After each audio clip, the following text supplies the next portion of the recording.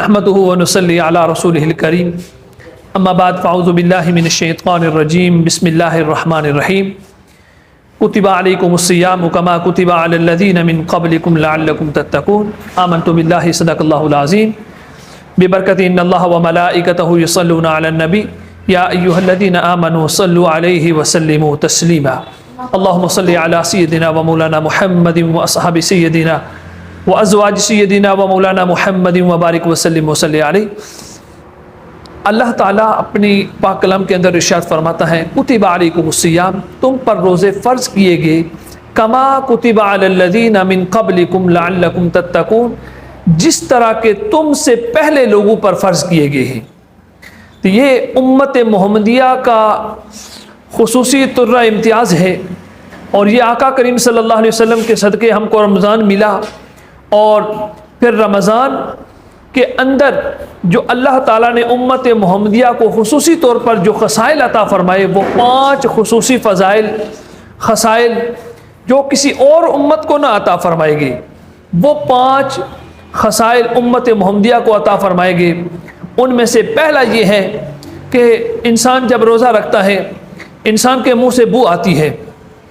تو اللہ تعالیٰ کو اس انسان کے منہ سے آنے والی بو وہ مشک کی خوشبو سے بھی زیادہ پسندیدہ ہے۔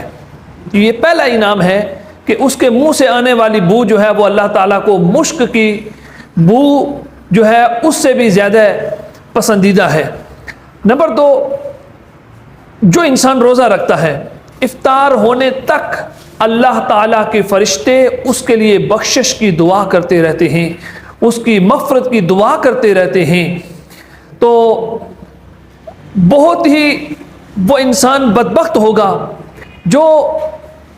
روزے جیسی اللہ کی اس خصوصیت کو چھوڑ کے اپنے لیے فرشتوں سے دعا نہ کرواتا ہو۔ جب انسان کو پتہ چلتا ہے کہ فرشتے صبح سے لے کے شام تک اس کے لیے استغفار کرتے رہتے ہیں، تو بندہ خوشی سے جو ہے وہ نڈال ہو جاتا ہے، خوشی کا وہ پھولا نہیں سماتا کہ اللہ تعالیٰ نے اس کے لیے کیا کیا انعام رکھا ہے کہ فرشتے صبح سے لے کے شام تک اس کے لیے بخشش کی مغفرت کی دعا کرتے ہیں۔ اور نمبر 3، اللہ تعالیٰ ہر روز جنت کو اس کے لیے آراستہ فرما دیتا ہے، اور یوں سمجھیے کہ جنت کو ایسے آراستہ فرماتا ہے کہ دوزخ کے سارے دروازے بند کر دیے جاتے ہیں، اور صرف ایک دروازہ اللہ جنت کا اس کے لیے کھول کے رکھتا ہے۔ یوں تو سنا ہوگا آپ نے کہ اللہ تعالیٰ جب رمضان کا مہینہ داخل ہوتا ہے تو جہنم کے دروازوں کو بند کر دیتا ہے، اور صرف جنت کے دروازوں کو کھولا جاتا ہے۔ ان میں سے ایک دروازہ جس کو باب الریان کہا جاتا ہے، خاص کر اس کے لیے ہے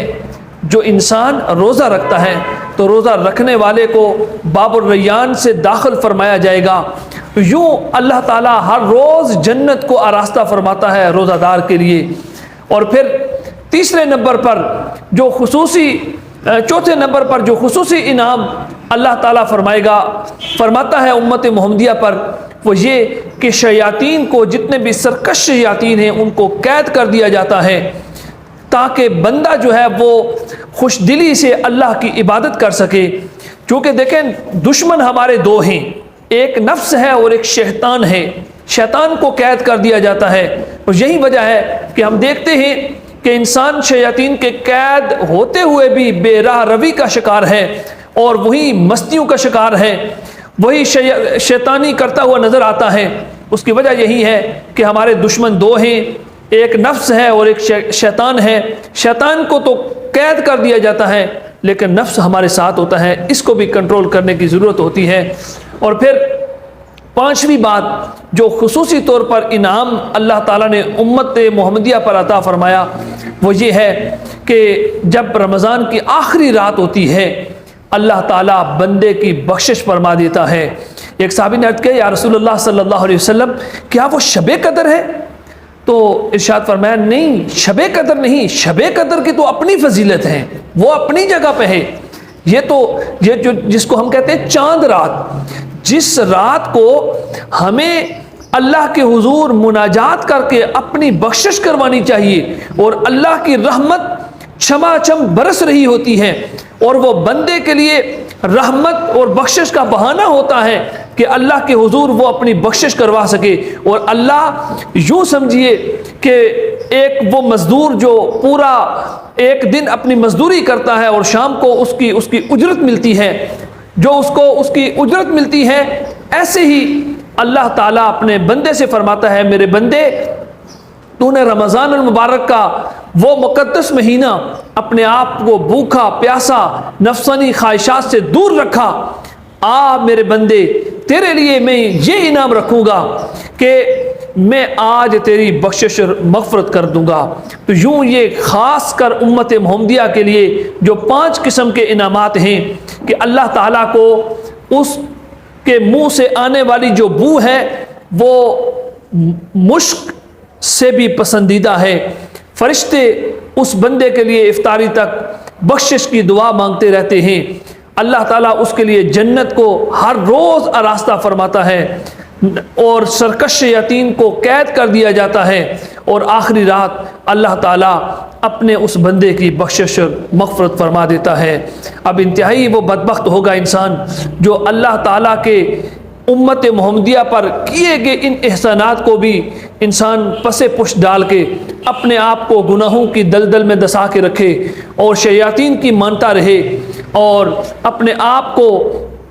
نیک اعمال سے دور رکھے۔ اللہ تعالیٰ کے حضور دعا ہے اللہ تعالیٰ ان 5 خصوصی انعامات جو ہوئے ہیں